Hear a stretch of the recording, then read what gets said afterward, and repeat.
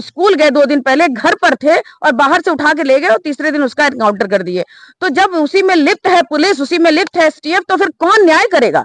जब यहाँ राजा ही अपराधियों को शरण दे रहे हो तो ये न्याय कौन करेगा? तो इतने दिन 13 दिन हो गए, अभी तक पोस्टमार्टम की रिपोर्ट नहीं आई। बनारस में जहां मोदी जी का संसदीय क्षेत्र है, बीएचयू के आईटी की छात्रा के साथ रेप हुआ, बलात्कार हुआ और उसके सीसीटीवी कैमरे में उसके अपराधी आरोपी पकड़े गए। उसके बाद भी उनको मध्य प्रदेश में चुनाव में ड्यूटी लगाई गई उन लोगों की, और 2 महीने बाद उनकी गिरफ्तारी हुई सीसीटीवी कैमरे में आने के बाद, और 2 महीने के बाद गिरफ्तारी के बाद अभी कुछ दिन पहले वो छूट भी गए, और वहां के भाजपा के विधायक उनके साथ केक काट के सेलिब्रेशन कर रहे हैं। तो जो अपराधी होंगे, अगर वो भाजपा से जुड़े हैं तो उनके खिलाफ कोई कार्रवाई नहीं होगी। 13 दिन नहीं, 13 महीना बीत जाए। 28 अगस्त को सुल्तानपुर में हुई डकैती के बाद एसटीएफ और पुलिस ने जौनपुर के रहने वाले मंगेश यादव को उस डकैती में सम्मिलित होने का जिक्र करते हुए मुठभेड़ में मार गिराया, जिसके बाद मंगेश यादव की बहन मीडिया के सामने बयान जारी करती है और बयान जारी होते ही समाजवादी पार्टी के राष्ट्रीय अध्यक्ष अखिलेश यादव व कांग्रेस पार्टी के नेता राहुल गांधी इस मुद्दे को उठाया। उन्होंने कहा कि इस सरकार में सिर्फ जाति देखकर गोलियां चलाई जा रही है और मुठभेड़ किया जा रहा है। ये मुठभेड़ नहीं, ये सोची समझी हुई साजिश के तहत हत्या किया गया है। मंगेश यादव की बहन ने बताया कि पुलिस आधी रात को हमारे घर आती है और हमारे भाई को उठाकर ले जाती है और 2 दिन बाद उसको मुठभेड़ में मार गिराया। और मंगेश यादव के घर, चाहे वो कांग्रेस के पार्टी के नेता हों, चाहे समाजवादी पार्टी के नेता हों, तमाम लोग पहुंचना शुरू किए हैं। तमाम नेता शोक संवेदना व्यक्त करने मंगेश यादव के घर पहुंच रहे हैं। उनका कहना है कि इस सरकार में सिर्फ जाति देखकर गोलियां चलाई जा रही है और मुठभेड़ में फर्जी एनकाउंटर किया जा रहा है। इसी क्रम में समाजवादी पार्टी की महिला मंच की प्रदेश अध्यक्ष रिव्यू श्रीवास्तव भी पहुंचती हैं। उन्होंने क्या कुछ कहा, आइए आपको सुनाते हैं। देखिए, ऐसी देश में, इस प्रदेश में ऐसी कई घटनाएं हो रही हैं और जिसके ऊपर बिल्कुल कार्रवाई नहीं हो रही है। अभी ये तो बहुत बड़ी घटना है। बनारस में जहां मोदी जी का संसदीय क्षेत्र है, बीएचयू के आईटी की छात्रा के साथ रेप हुआ, बलात्कार हुआ और उसके सीसीटीवी कैमरे में उसके अपराधी आरोपी पकड़े गए। उसके बाद भी उनको मध्य प्रदेश में चुनाव में ड्यूटी लगाई गई उन लोगों की, और 2 महीने बाद उनकी गिरफ्तारी हुई सीसीटीवी कैमरे में आने के बाद, और 2 महीने के बाद गिरफ्तारी के बाद अभी कुछ दिन पहले वो छूट भी गए, और वहां के भाजपा के विधायक उनके साथ केक काट के सेलिब्रेशन कर रहे हैं। तो यहाँ पर जो भाजपा के लोग होंगे, जो अपराधी होंगे, अगर वो भाजपा से जुड़े हैं तो उनके खिलाफ कोई कार्रवाई नहीं होगी। 13 दिन नहीं, 13 महीना बीत जाए। और यहाँ पर तो सरासर पूरा गांव बता रहा है, पूरे लोग बता रहे हैं। एक छोटी सी बिटिया है, वो कहते हैं बच्चों के अंदर भगवान होते हैं, वो बता रही है कि उसके साथ वो स्कूल गए 2 दिन पहले, घर पर थे और बाहर से उठा के ले गए और तीसरे दिन उसका एनकाउंटर कर दिए। तो जब उसी में लिप्त है पुलिस, उसी में लिप्त है एसटीएफ, तो फिर कौन न्याय करेगा? जब यहाँ राजा ही अपराधियों को शरण दे रहे हो तो ये न्याय कौन करेगा? तो जब सारे लोग मिले हैं तो ये न्याय होना ही मुश्किल है। अभी बता रहे हैं इनके पिताजी की इतने दिन 13 दिन हो गए, अभी तक पोस्टमार्टम की रिपोर्ट नहीं आई। अभी उस बच्ची से मैं पूछी, इतना मतलब दयनीय स्थिति है परिवार की आर्थिक रूप से, इनको कोटेदार राशन का उनके पास राशन कार्ड भी नहीं बना हुआ है। बताइए क्या ये शासन है, क्या प्रशासन है? और किस बात की ये बात करते हैं, किस बात का कहते हैं कि सबका विकास, सबका आगे ध्यान रखते हैं, सबका साथ सबका विकास। तो ये सब गलत बातें हैं, आरोप है, जुमलेबाजी है। और इस तरह से जो पुलिस की कार्रवाई है, मतलब निरीह प्राणियों पे, जो सही में जो अपराधी होगा, जो सही में जो कार्य में लिप्त रहा होगा, वो उसका तो कुछ नहीं हुआ। ये बेचारा इतना कम उम्र का लड़का, और उसको गोली मार दी गई और हत्या कर दी गई। योगी जी कह रहे हैं कि जब कोई भी अपराधी मारा जाता है तो अखिलेश यादव को सबसे ज्यादा तकलीफ होती है।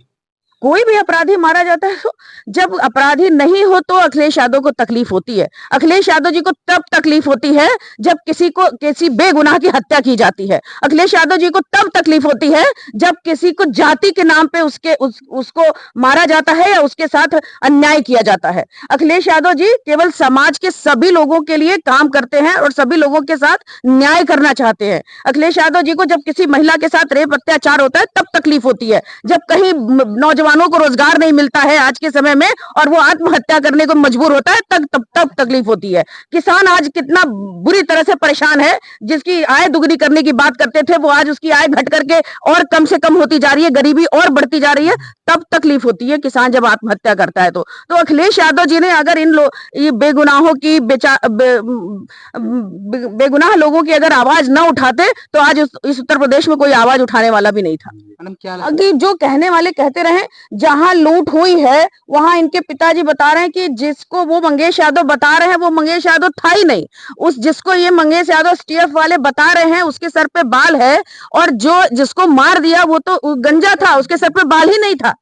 वो किसको मारने की बात कर रहे हैं, किसको फंसाने की बात कर रहे हैं, किसको मंगेश यादव कह रहे हैं और किसको अपराधी कह रहे हैं। जो वो लेफ्ट हैंड में जो तमंचा पकड़ा हुआ दिखा रहे हैं, मंगेश यादव तो राइट हैंड से सारा काम करता था, इनके घर के लोग बता रहे हैं। तो फिर ये किसको गोली मारी इन लोगों ने, किसको अपराधी बनाया, किसकी हत्या कर दी इन लोगों ने। ओम प्रकाश राजभर जी कहते हैं कि अखिलेश यादव इसके पहले जब कहीं इनकाउंटर होता था किसी अपराधी पर, वह अदर कास्ट का होता था, अगर अदर जो है बिरादरी का देखिए, होता था, इस सरकार ने जाति और धर्मवाद इतना बढ़ा दिया, जातिवाद इतना फैला दिया कि अब इस सरकार के जाने के बाद भी इस उत्तर प्रदेश को, इस देश को एक सामान्य स्थिति में लाने में, युवाओं को एक सामान्य मानसिकता में लाने में अभी बहुत वक्त लग जाएगा। इन्होंने जाति और धर्म की इतनी खाई पैदा कर दी है कि आज अपराधी नहीं, जाति देख के अपराधी बनाया जा रहा है। अपराधी तो हर अपराधी होता ही है, लेकिन जाति देख करके किसी को अपराधी बना देना, जाति देख के किसी को गोली मार देना, ये सब इस सरकार में हो रहा है। और इस सरकार में आज युवाओं के जो बच्चे पढ़ने वाले हैं, जिनको अपने भविष्य की चिंता करनी चाहिए, जिनको नौकरियों की तलाश होनी चाहिए, जिनको देश के डेवलपमेंट के बारे में सोचना चाहिए, वो आज ये सोच रहे हैं कि ये किस जाति का है, ये किस जाति का है, ये किस जाति का है। तो इस तरह से देश को जाति की खाई में इस सरकार ने बांट रखा है और इसका खामियाजा इस पूरे देश को, इस देश के युवाओं को भुगतना पड़ेगा आगे बहुत सालों तक। क्या अपराधियों की सजा जो है जातिवाद के हिसाब से दी जा रही है? बिल्कुल दी जा रही है ना। आज जितने लोगों के नाम आए इस केस में, इस लूट कांड में, बाकी लोगों के साथ तो कुछ नहीं हो रहा है। और अगर हो भी रहा है तो वो कोर्ट के हिसाब से कार्रवाई होगी, लेकिन मंगेश यादव को सजा देने वाले ये कौन होते हैं?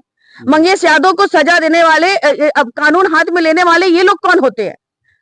तो इसलिए मैं ये सिर्फ इतना कहना चाहती हूँ कि इनको न्याय मिलना चाहिए। हमारे मुख्यमंत्री जी को CBI जांच करानी चाहिए ताकि सही पता चले, दूध का दूध पानी का पानी हो सके। और जिन्होंने गोली मार करके अपने सर पे सेहरा बांध रहे हैं, सबको पता चल गया है, पूरे देश को, कि ये किस तरह का एनकाउंटर है। मैडम एक लास्ट सवाल है आपसे, क्या लग रहा है, क्योंकि काफी टाइम हो चुका है, अब तक पोस्टमार्टम रिपोर्ट नहीं आई, क्या शासन प्रशासन पूरा मिली भगत है, पूरा मिली भगत है। अगर पोस्टमार्टम रिपोर्ट 24 घंटे 36 घंटे में बाहर आ जाती है, हम लोग कितने केस होते हैं हम लोग उसमें देखते हैं, लेकिन ये नहीं आ रही है, तो कहीं ना कहीं इनकी संलिप्तता है, कहीं ना कहीं इनका दोष है उसमें, इनके खुद भी इनका जो चरित्र सामने आएगा इसका डर है। अखिलेश यादव जी से आपने बात भी करी, क्या कुछ आश्वासन मिला, क्या कुछ आर्थिक मदद करी उन्होंने? आज हमारी पार्टी के आज वो है, आज इनका कार्यक्रम छोटा सा है और उस श्रद्धांजलि सभा है, और हमारे पार्टी के और लोग भी आएंगे। हमारे राष्ट्रीय अध्यक्ष ने कुछ आर्थिक अनुदान भी दिया है, वो उनको देंगे। मैम एक लास्ट सवाल है कि जैसे हमारे राष्ट्रीय अध्यक्ष जी ने हमेशा बुलडोजर को गलत कहा है। बुलडोजर, अगर कोई व्यक्ति, किसी से कोई अपराध हो, कोई गलती हो, तो घर किसी के नाम से, उसके खानदान में माँ के नाम से, बाप के नाम से, किसी के नाम से हो, वो घर गिराने चले जाते हैं। ऐसा पहली बार इस सरकार में हो रहा है, जो बुलडोजर से सजाएं दी जा रही हैं, बुलडोजर से पूरा का पूरा परिवार, उसी परिवार को सजा दी जा रही है। राष्ट्रीय अध्यक्ष जी ने हमेशा विरोध किया। ये कहते हैं हमारे मुख्यमंत्री जी कि बुलडोजर वही चला सकता है जो बहुत हिम्मत वाला होगा, जिसके पास जिगर होगा। बुलडोजर के पास कहाँ कोई इमोशन है, बुलडोजर के पास कहाँ कोई आंख है, नाक है, कोई समझ है। बुलडोजर तो जिसने गलती की वो कहीं चला गया और बुलडोजर उसके घर परिवार के लोगों को भुगतना पड़ रहा है। और आज बहुत धन्यवाद देती हूँ सुप्रीम कोर्ट को कि उन्होंने अभी 1 अक्टूबर तक रोका है, लेकिन हमें विश्वास है कि ये बुलडोजर नीति हमेशा के लिए रोकी जाएगी। और इन्होंने बुलडोजर का उपयोग भी जाति देख करके किया। अभी वही लखनऊ में अकबरपुर में पूरा बुलडोजर से ध्वस्त कर दिया। वहीं बगल में हिंदुओं का एक वैसे ही ऐसी जगह थी जहां बुलडोजर चलाना था, वहां रुक गया। तो मैं ये कहना चाहती हूँ कि अपराधियों को सजा दीजिए, लेकिन बुलडोजर से तो पूरा परिवार तहस नहस हो रहा है। इस पे क्यों आप आगे बढ़ते हैं, इस बात को क्यों करते हैं? तो इस तरह से हर किसी को डरा धमका करके आप आवाज न उठा सकिए अन्याय के खिलाफ, ये इस सरकार की मंशा है। आप रोजगार की बात ना करिए, आप अन्याय की बात ना करिए, आप महिला सुरक्षा की बात नहीं करिए, आपको बुलडोजर के डर से दबा दिया जाएगा। और आप अपने माँ बाप, अपने घर परिवार की चिंता में किसी अन्याय के प्रति आप आवाज नहीं उठाएंगे। और यही इस सरकार की कोशिश है, यही इस सरकार की मंशा है। आज सुप्रीम कोर्ट ने रोक लगाया, ये सुप्रीम कोर्ट को बहुत बहुत धन्यवाद। लाखों करोड़ों इस देश की जनता सुप्रीम कोर्ट को धन्यवाद दे रही है। Thank you so much.